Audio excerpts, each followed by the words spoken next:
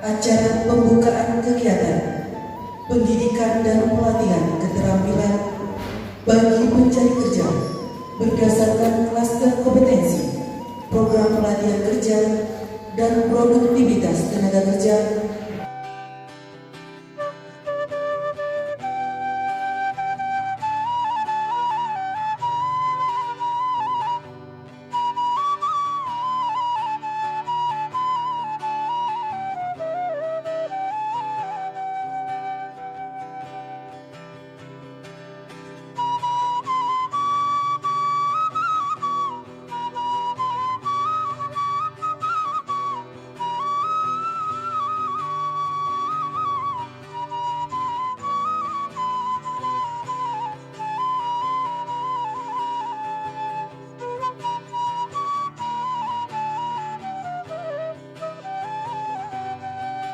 Program yang akan saudara ikuti pada hari ini juga merupakan peringatan dari komitmen pemerintah.